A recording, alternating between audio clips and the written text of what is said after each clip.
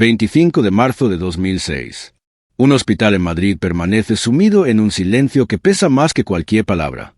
Las cámaras aguardan afuera, los flashes están apagados por respeto, y dentro de una habitación que huele a flores marchitas y despedidas inevitables, una mujer exhala su último aliento. No es una mujer cualquiera.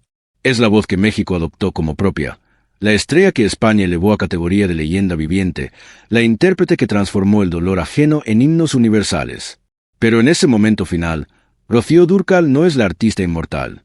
Es simplemente una esposa, una madre, un ser humano que se marcha llevando consigo secretos que jamás pronunció en voz alta. Lo que nadie imaginó esa mañana es que su partida no cerraría ninguna historia. Al contrario, abriría una caja de interrogantes que aún hoy, casi 2 décadas después, sigue generando más preguntas que respuestas. Porque lo que comenzó a desmoronarse ese día no fue una herencia millonaria, no fueron contratos explosivos ni cuentas secretas en paraísos fiscales. Lo que empezó a fracturarse fue algo mucho más frágil y mucho más devastador. La imagen de un matrimonio que durante más de 30 años fue vendido al mundo como el ejemplo perfecto del amor inquebrantable. En los próximos 25 minutos, vas a descubrir por qué la mujer que cantó Amor Eterno vivió una realidad que contradecía cada nota de esa canción. Vas a entender cómo un hombre que fue adorado por miles terminó sus días completamente solo, hablándole a fotografías y pidiendo perdón a paredes vacías. Y sobre todo, vas a conocer el precio real que se paga cuando decides proteger una imagen pública a costa de asfixiar tu verdad privada. Pero antes de llegar al desenlace, tenemos que regresar al principio. Al momento exacto donde el amor parecía suficiente. Donde 2 jóvenes estrella creían sinceramente que la fama, el éxito y los aplausos podrían tapar cualquier grieta, incluso aquellas que ni siquiera sabían que estaban formándose. Los años 60. España respira aires de cambio cultural y la música se convierte en el vehículo perfecto para una generación que busca nuevas formas de expresión. En ese contexto aparece un joven de rostro afilado y hambre de escenario. Su nombre es Antonio Morales, pero el mundo lo conocerá como Junior. Nació en Manila, en plena guerra, y creció con esa mezcla de 2 mundos tatuada en la piel. A los 15 años ya estaba en España aprendiendo una lección brutal que solo entienden quienes viven del aplauso desde la adolescencia. Si no te miran, no existes. Por eso, cuando entró al grupo Los Brincos y después formó el dúo Juan y Junior, no estaba simplemente haciendo música. Estaba construyendo una identidad, buscando pertenencia, intentando demostrarle al mundo que merecía un lugar bajo los reflectores. Y lo logró. Las adolescentes españolas gritaban su nombre, los medios lo seguían, los empresarios lo cortejaban. Antonio Morales Jr. era alguien. Era visible. Era deseado.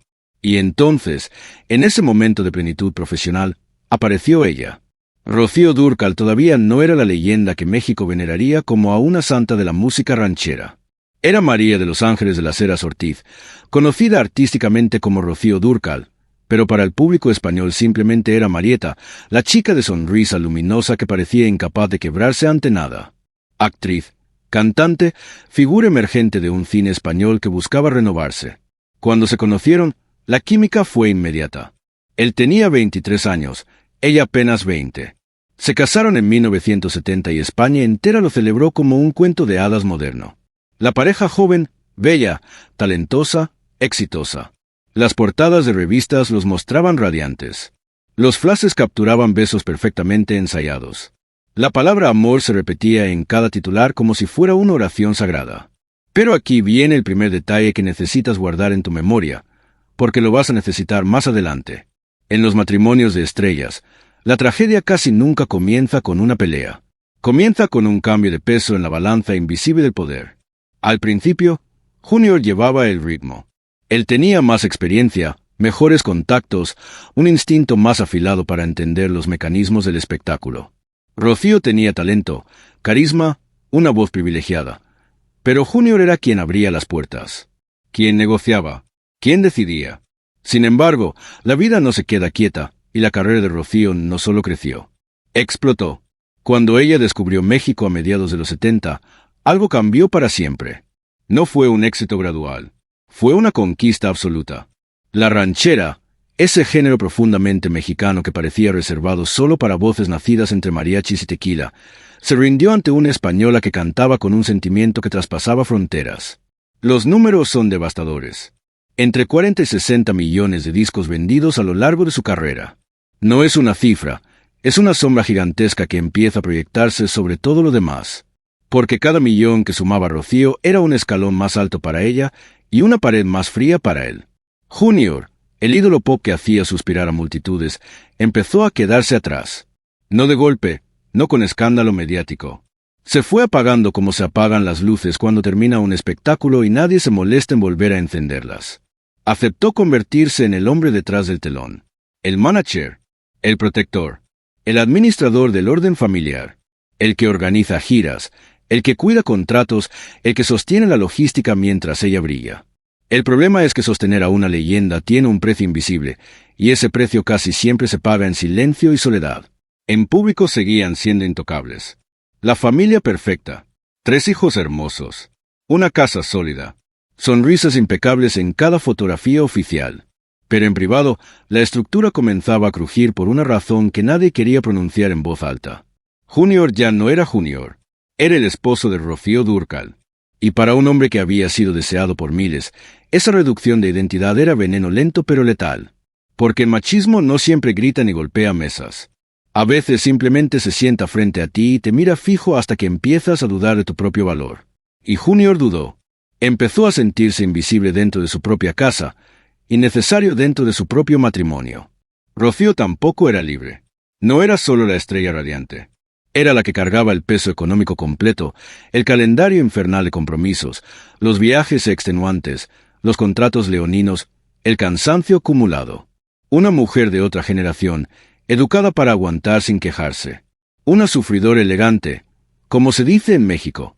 Cuando algo dolía, lo ocultaba. Cuando algo se rompía, lo maquillaba con sonrisas profesionales. Y así, sin darse cuenta, ambos firmaron un pacto invisible pero vinculante. No hablar, no mostrar, no admitir, sostener la imagen a cualquier costo. Y aquí viene el punto exacto donde nace el destino trágico de esta historia. Porque cuando una pareja decide que la verdad es peligrosa, cualquier tentación se vuelve una puerta entreabierta. Cualquier viaje se transforma en riesgo latente.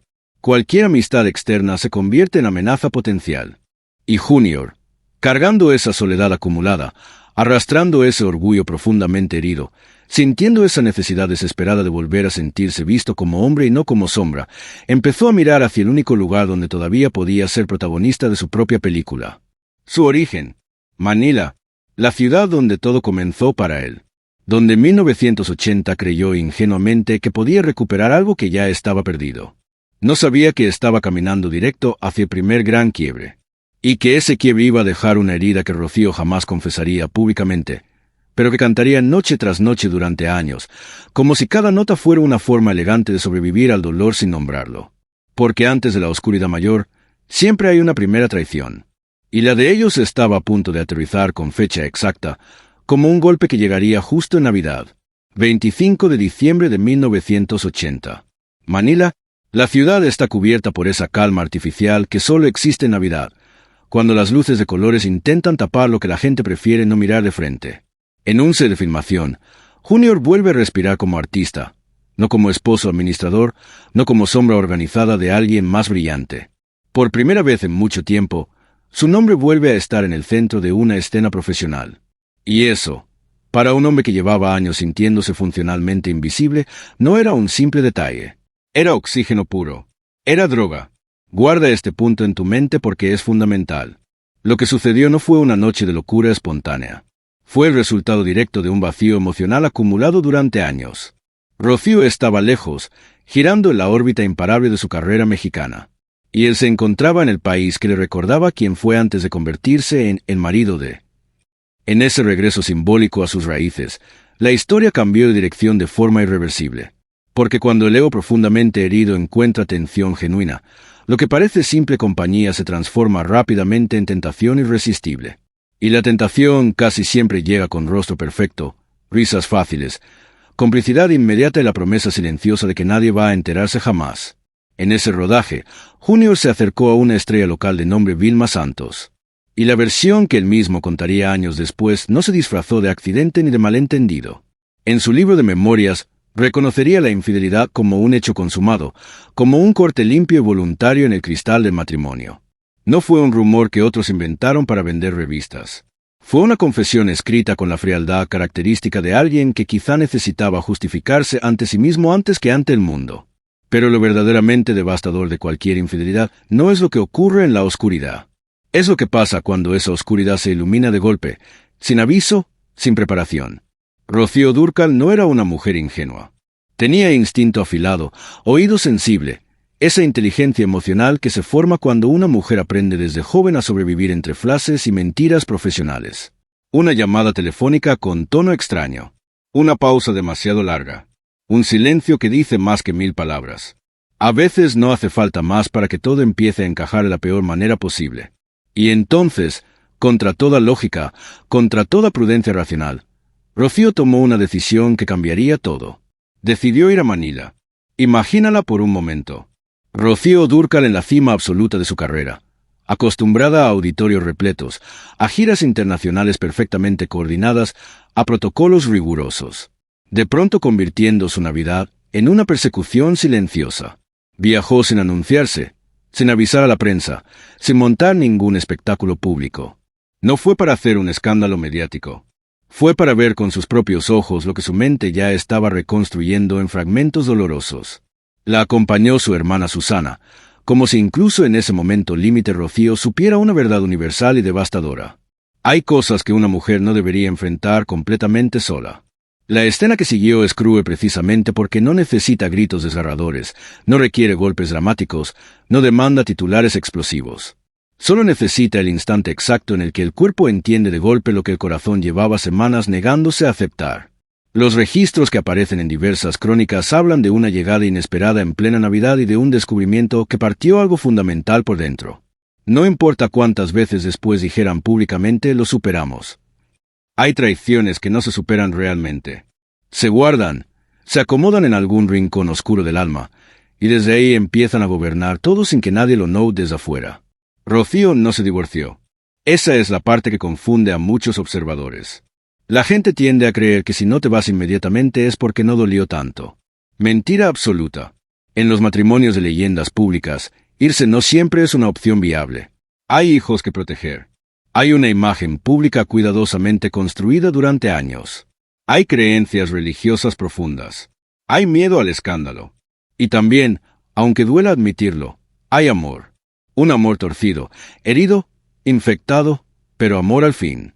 El perdón no borra el recuerdo traumático, solo lo vuelve silencioso. Y el silencio, en esta historia particular, es el verdadero villano invisible.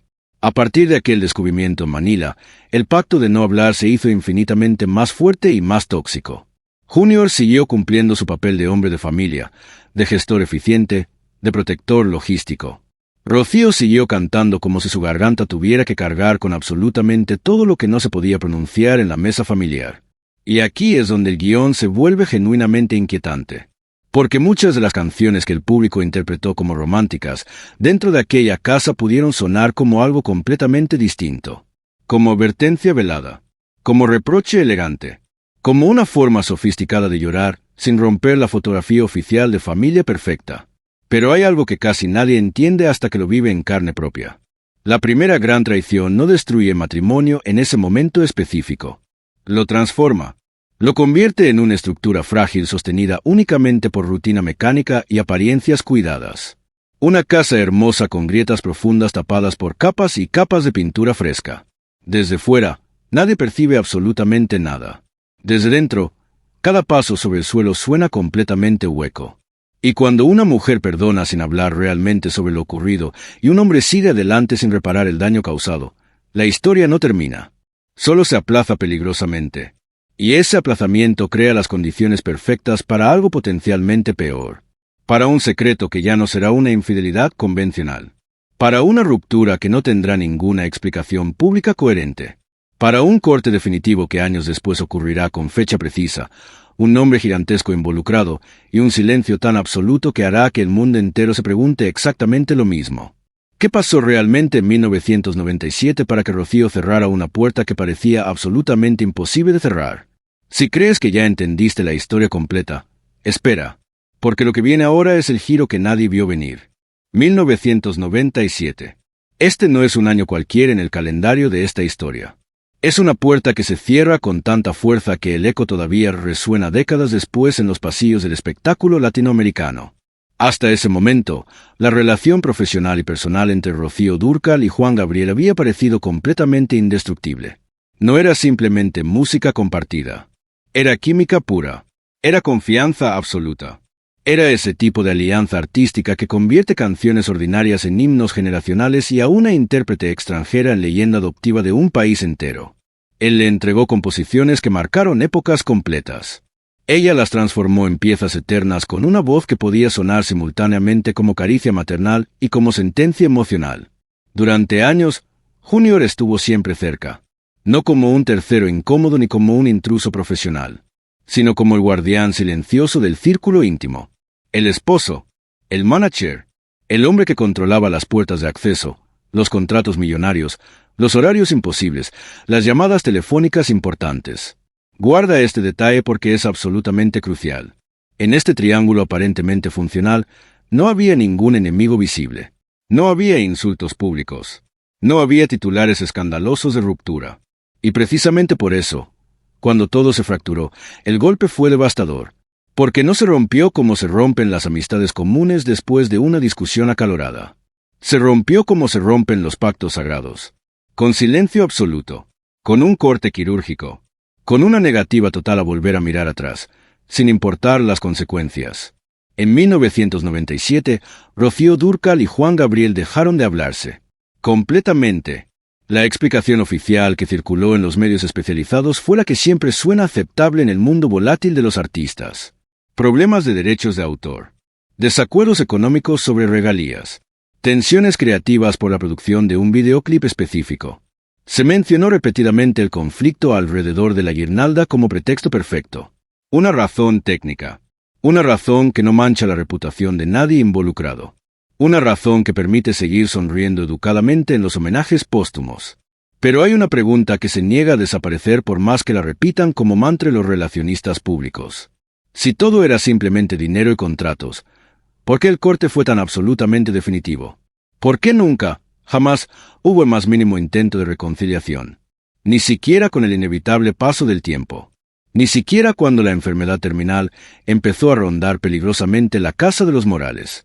En el mundo real, incluso los pleitos más feroces por dinero eventualmente se negocian.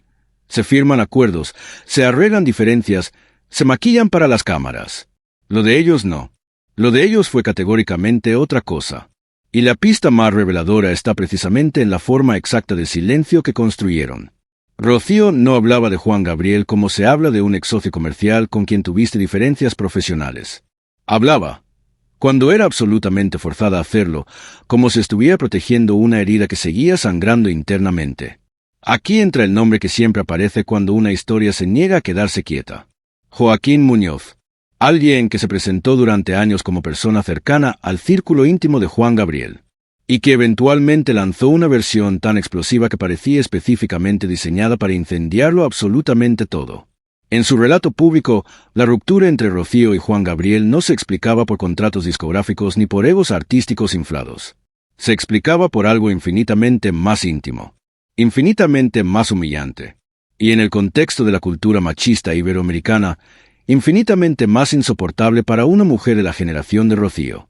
La versión que Muñoz divulgó en diversas entrevistas insinuaba que Juan Gabriel no estaba celoso de Rocío por cuestiones de escenario o ventas de discos. Estaba, según estas afirmaciones, obsesionado con lo que Rocío tenía dentro de su propia casa. Con Junior. Y aquí es donde esta historia entra en territorio genuinamente peligroso y difícil de narrar. Porque lo que sigue no es un hecho confirmado por documentos oficiales ni por testimonios judiciales. Es una acusación repetida durante años por diversas fuentes, negada categóricamente por la familia Morales. Y sin embargo, persistente como esos rumores que sobreviven no necesariamente porque sean verdad irrefutable, sino porque explican demasiado bien lo que nadie más logra explicar de otra manera coherente. Según esa versión controvertida, Rocío habría descubierto una traición de naturaleza completamente doble. No una traición convencional. No una mujer anónima en un hotel lejano como aquella vez en Manila. Una traición que involucraba directamente a la persona que ella consideraba su aliado creativo más importante. Su amigo del alma. Su cómplice artístico. La imagen que se repite en los murmullos de la industria es brutal en su simplicidad. Una escena absolutamente privada. Un límite cruzado sin posibilidad de retorno. Una puerta que se abre en el momento menos esperado y cambia para siempre la percepción completa de un hogar. Ahora detente un segundo. Respira. Incluso si esa escena específica nunca ocurrió exactamente de esa manera. Incluso si los detalles fueron exagerados o distorsionados por el teléfono descompuesto del chisme industrial. Hay algo que se ocurrió de manera absolutamente indiscutible. Rocío Dúrcal cortó a Juan Gabriel de su vida en 1997. Y nunca, jamás volvió atrás. Ni cuando estaba muriendo. Ni cuando le intentó acercamientos. Nunca. A partir de ese quiebre definitivo, la casa de los Morales Dúrcal empezó a llenarse de un tipo particular de tensión que no se puede cantar en ningún escenario sin que se note inmediatamente. Porque hay secretos que no se discuten abiertamente en familia, pero se sienten. Se sienten en los pasillos, en la manera de evitar ciertas miradas, en la distancia física entre una mano y otra durante las cenas, en el silencio pesado que sigue después de que alguien menciona cierto nombre prohibido. Junior, que ya venía arrastrando culpa acumulada desde Manila, quedó atrapado en un lugar humanamente imposible. Si era completamente inocente de las acusaciones más graves, vivió marcado por una sospecha que nunca supo o nunca pudo destruir efectivamente.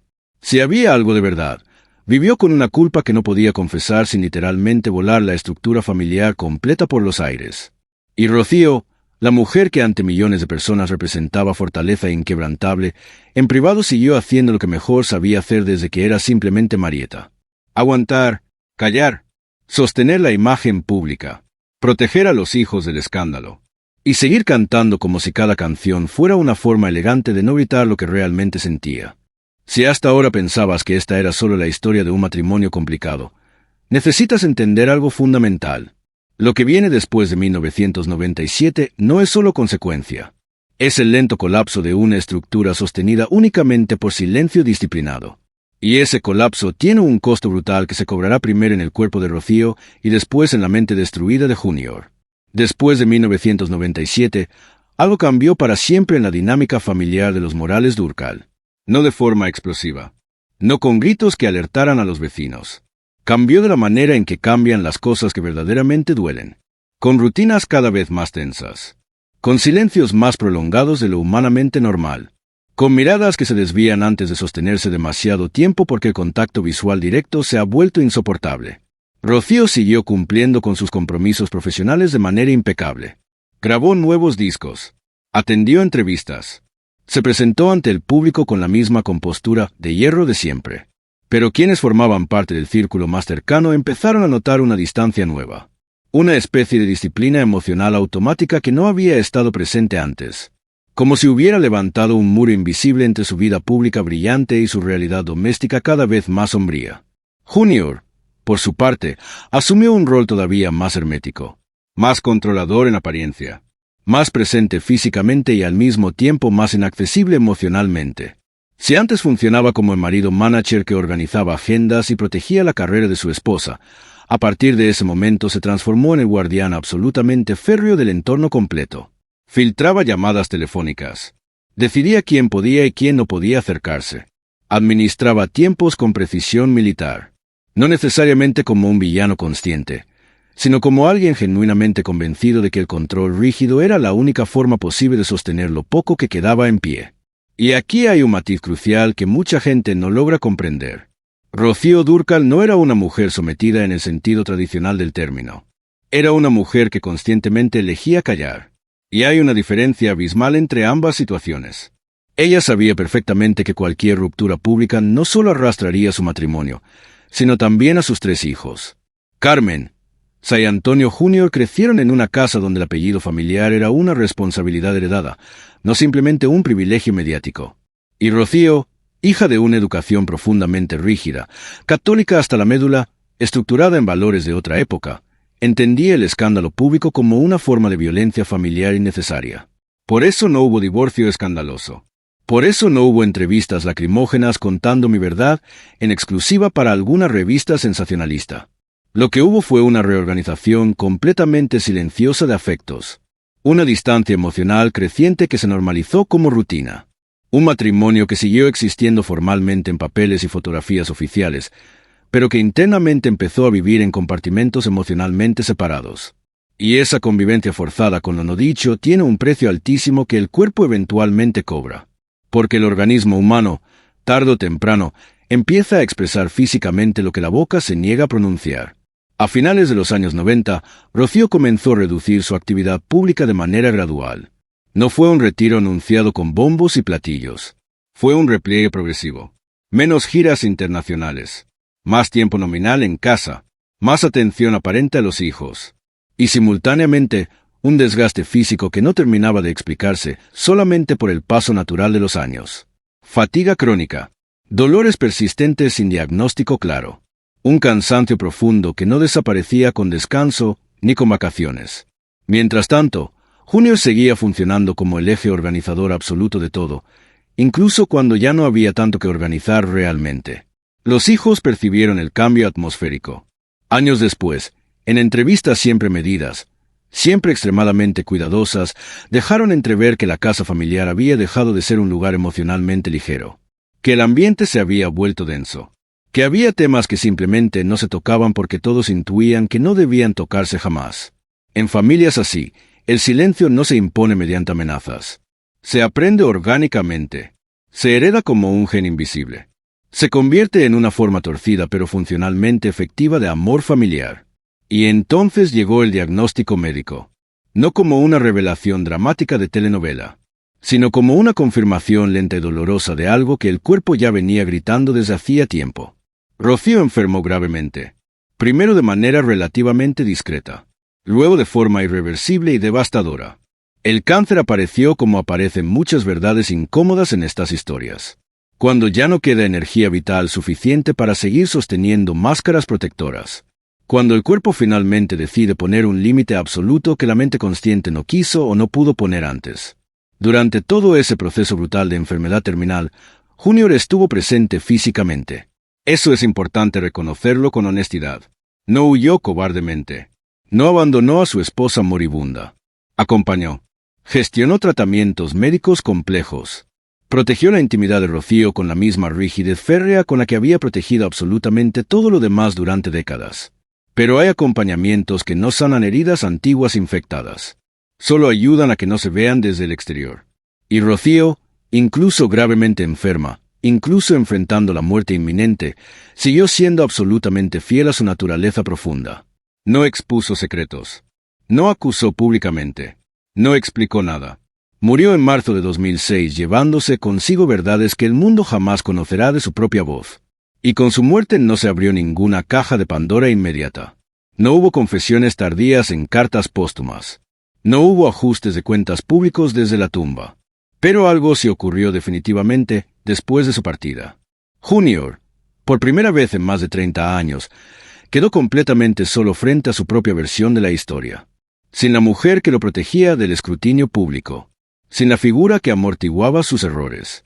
Sin la presencia que daba sentido último a su rol de guardián. Y esa soledad absoluta, con el paso inevitable del tiempo, empezó a pesar infinitamente más que cualquier silencio compartido. Porque cuando la persona que conscientemente decidió callar ya no está físicamente presente, el secreto deja de funcionar como pacto bilateral. Se transforma en carga individual insoportable. Y es precisamente ahí donde esta historia empieza a girar hacia su tramo final más genuinamente incómodo. No el del escándalo mediático. El de la memoria fragmentada. El de lo que empieza a decirse cuando ya no hay nadie vivo capaz de desmentirlo con autoridad. El de los relatos que emergen no necesariamente para hacer justicia histórica, sino para intentar aliviar culpas personales demasiado pesadas de cargar en soledad. Y lo que pasó después de la muerte de Rocío Dúrcal no fue el final de nada. Fue apenas el comienzo del verdadero derrumbe. 2006 no cerró esta historia. Apenas cambió radicalmente el lugar desde donde se contaba. Porque cuando Rocío Dúrcal exhaló su último aliento en aquel hospital madrileño, lo que quedó estructuralmente en pie no fue solo una discografía monumental ni una imagen pública cuidadosamente preservada. Lo que quedó fue un silencio completamente nuevo. Uno cualitativamente distinto al que había dominado su matrimonio durante décadas enteras. Este ya no era un silencio compartido por dos. Era un silencio heredado. Solitario. Aplastante. Para Antonio Morales Jr., la muerte de Rocío fue algo infinitamente más devastador que la pérdida natural de una esposa después de largos años de matrimonio. Fue el derrumbe definitivo de la única persona que todavía sostenía activamente el pacto sagrado de no hablar. Durante más de 30 años, ella había sido el muro protector, el filtro emocional, la figura cuya sola existencia física mantenía automáticamente a raya versiones alternativas, rumores oscuros y preguntas profundamente incómodas. Cuando ese muro protector desapareció, Junior quedó brutalmente expuesto, no necesariamente ante el público general, ante sí mismo, ante su propia conciencia, ante el espejo implacable de su memoria. Los primeros años después de 2006 fueron superficialmente de aparente normalidad pública. Entrevistas medidas con precisión. Recuerdos cuidadosamente respetuosos.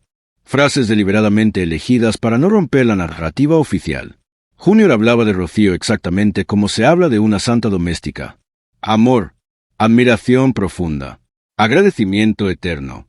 Absolutamente nada que pudiera manchar la imagen legendaria. Nada que rompiera el relato perfecto construido durante décadas. Pero quienes formaban parte de su círculo más íntimo empezaron a notar cambios preocupantes. Un desgaste vital acelerado. Un hombre que parecía envejecer de golpe. No necesariamente de manera física visible. Por dentro, en la mirada, en el tono de voz, en la forma de habitar los espacios. Porque cargar un secreto pesado en pareja, aunque sea doloroso, resulta al menos soportable. Cargarlo en absoluta soledad es categóricamente otra cosa. El silencio protector deja de funcionar como lealtad compartida y se transforma en castigo autoimpuesto. Junior empezó a hablar más de lo habitual. No en ruedas de prensa oficiales. En círculos progresivamente más cerrados. En conversaciones largas que se extendían hasta el amanecer. En confesiones fragmentadas que no siempre resultaban coherentes entre sí, pero que compartían una característica común. Insistencia. Y ahí apareció públicamente una palabra que antes jamás se pronunciaba en relación con él. Culpa. No culpa abstracta por haber fallado genéricamente como marido. Culpa específica por no haber sabido proteger lo único que Rocío había pedido sin jamás decirlo explícitamente en voz alta. Discreción absoluta. Ella no quería explicaciones públicas post-mortem. No quería versiones cruzadas en programas de televisión. No quería que su vida íntima más dolorosa se convirtiera en espectáculo de consumo masivo. Y Junior, durante los años inmediatamente posteriores a su muerte, había cumplido escrupulosamente, hasta que psicológicamente ya no pudo más. El alcohol, que ya había sido una presencia constante durante los años finales de la enfermedad terminal de Rocío, se transformó en rutina diaria. No como exceso escandaloso de fiesta, como anestesia funcional para el dolor existencial. Beber para conseguir dormir. Beber para poder despertar. Beber para no pensar. Beber para no recordar Manila. Beber para no pensar en Juan Gabriel. Beber para no escuchar las voces de sus propios hijos, que progresivamente dejaron de mirarlo como a un padre y empezaron a verlo como un administrador incómodo del legado materno. Y entonces, en 2009, estalló públicamente lo que llevaba años gestándose en privado. Carmen y Antonio, los hijos mayores de la pareja, llevaron a su propio padre directamente a los tribunales. Lo acusaron formalmente de ocultar partes sustanciales de la herencia materna en cuentas bancarias fuera de España. La noticia fue un golpe mediático brutal. La prensa especializada habló extensamente de cifras millonarias, de propiedades no declaradas, de porcentajes de regalías. Pero prácticamente nadie habló del verdadero impacto emocional devastador. Para Junior, aquella demanda judicial no fue simplemente una discusión legal sobre dinero. Fue la confirmación absoluta de su peor miedo existencial. Había perdido definitivamente a su esposa. Y ahora estaba perdiendo también a sus hijos. Me quieren echar de mi propia casa, declaró en una entrevista con la voz visiblemente quebrada. No era una frase jurídica calculada. Era un hombre de casi 70 años hablando directamente desde el abandono más profundo. La imagen pública del padre completamente derrotado contrastaba de manera brutal con el recuerdo del joven ídolo pop vibrante que había sido en los años 60. El círculo vital se cerraba de la manera más cruelmente posible. Aunque años después hubo intentos visibles de reconciliación familiar, especialmente impulsados por Sadurkal, la herida emocional ya estaba abierta de manera irreversible. El juicio eventualmente se retiró. Las fotografías familiares oficiales volvieron a aparecer en eventos puntuales y públicos. Pero algo absolutamente esencial jamás regresó. La confianza. Junior siguió viviendo formalmente rodeado de recuerdos materiales de una vida extraordinaria, pero emocionalmente separado de los vivos. En sus últimos años, Su rutina diaria se volvió mínima y repetitiva. Paseos cortos sin destino real. Silencios prolongados sin compañía. La televisión permanentemente encendida sin atención genuina. Miraba obsesivamente entrevistas antiguas de Rocío. Conciertos completos grabados en VHS. Fragmentos documentales de una vida que ya no existía en ninguna parte excepto en pantallas. Algunos amigos que mantuvieron contacto esporádico contaron después que Junior hablaba regularmente con las fotografías enmarcadas, que les pedía perdón en voz baja, que repetía una frase una y otra vez como amante desesperado. Si pudiera volver atrás en el tiempo. El 15 de abril de 2014, el jardinero de la propiedad encontró el cuerpo sin vida. Junior llevaba varias horas fallecido. No hubo escándalo mediático final. No hubo despedida pública multitudinaria. No hubo reportajes especiales en televisión. Murió exactamente como había vivido sus últimos años. Solo, en la misma casa donde décadas atrás creyó sinceramente tenerlo absolutamente todo. El informe médico oficial habló de causas naturales relacionadas con la edad. Pero quienes realmente lo conocieron sabían una verdad más profunda. El cuerpo simplemente siguió al alma, que llevaba años completamente cansada de seguir luchando. Así terminó físicamente el hombre que fue esposo de una leyenda viviente, padre de 3 artistas, amigo cercano de gigantes de la música latinoamericana. No terminó con aplausos merecidos. No terminó con música de despedida. Terminó con silencio. Un silencio pesado, denso, acumulado durante décadas enteras. Un silencio que empezó mucho antes de su último aliento. Porque hay vidas humanas que no se rompen en un solo acto dramático. Se desgastan lentamente, dolorosamente, a base de secretos no resueltos, de culpas que nunca encontraron perdón genuino y de palabras fundamentales que jamás se dijeron cuando todavía existía tiempo real para decirlas. Cuando Rocío Dúrcal exhaló su último aliento el 25 de marzo de 2006, el mundo entero creyó que la tragedia había alcanzado su punto final, que el dolor acumulado ya había cobrado su factura máxima posible, que no podía existir un desenlace más cruel que la partida de una mujer que cantó magistralmente al amor eterno mientras luchaba en absoluto silencio contra un cáncer devastador. Pero la historia real no terminó ese día. Apenas comenzó a revelarse en su dimensión más completa. Porque existen muertes que liberan. Y existen muertes que desnudan completamente. Durante más de 30 años consecutivos, Rocío sostuvo una estructura familiar y pública que solamente ella podía mantener en pie. No lo hizo con gritos desgarradores. No lo hizo con escándalos mediáticos. Lo hizo con silencio disciplinado, con trabajo incansable, con una disciplina casi religiosa en su rigidez. Mientras su voz privilegiada llenaba estadios completos en México, mientras vendía cifras estratosféricas que superaban los 40 millones de discos, mientras se convertía en la española más profundamente querida de toda América Latina, su vida privada era un territorio minado que ella cruzaba diariamente sin que prácticamente nadie lo notara desde afuera. Cuando Rocío finalmente desapareció, ya no quedó absolutamente nadie capaz de contener la verdad. Antonio Morales Jr. quedó solo, expuesto, frágil, enfrentando todo aquello que había evitado mirar de frente durante décadas. Sin la mujer que lo protegía del escrutinio público implacable. Sin la figura que amortiguaba sistemáticamente sus errores. Sin la presencia que otorgaba sentido último a su rol autoasignado de guardián familiar. El hombre que había vivido más de 3 décadas bajo la identidad reduccionista de el marido de Rocío Dúrcal quedó brutalmente expuesto. Sin máscara protectora. Sin narrativa oficial que sostener. Y entonces ocurrió lo humanamente inevitable. Los hijos dejaron de ser simplemente herederos legales y se transformaron en adversarios judiciales.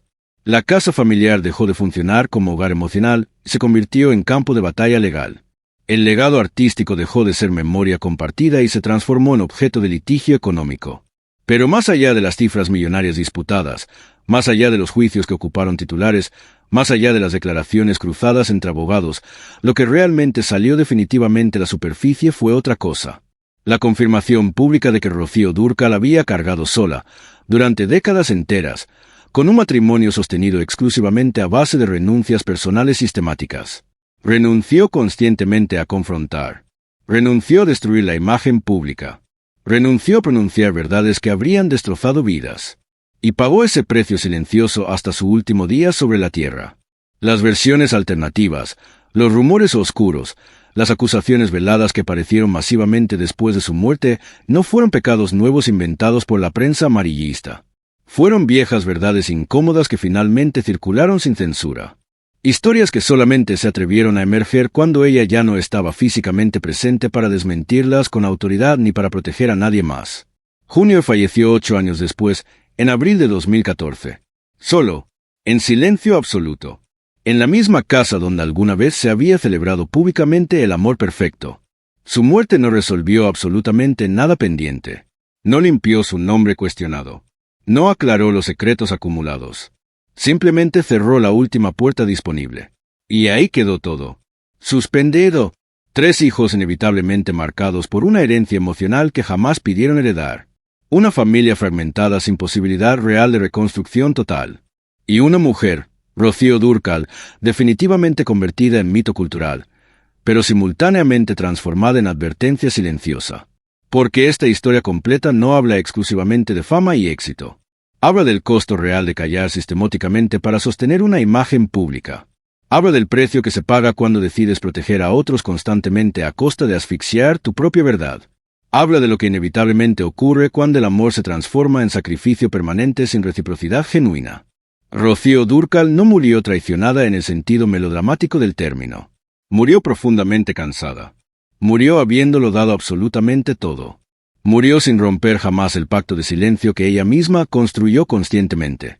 Y quizá precisamente ahí reside la verdad más duramente dolorosa de todas. No en el escándalo potencial. No en el supuesto secreto oscuro. Sino en comprender finalmente que la mujer que cantó amor eterno con una convicción que atravesaba el alma, fue en su vida real la persona que más profundamente aprendió a existir sin él.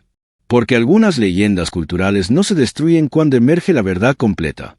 Se vuelven infinitamente más trágicas cuando finalmente comprendemos todo lo que tuvieron que soportar en silencio para seguir siendo leyenda ante millones de ojos que jamás vieron nada. Si esta historia te hizo reflexionar sobre el verdadero precio del silencio, sobre lo que realmente significa proteger una imagen pública, déjame saber en los comentarios qué parte te impactó más profundamente.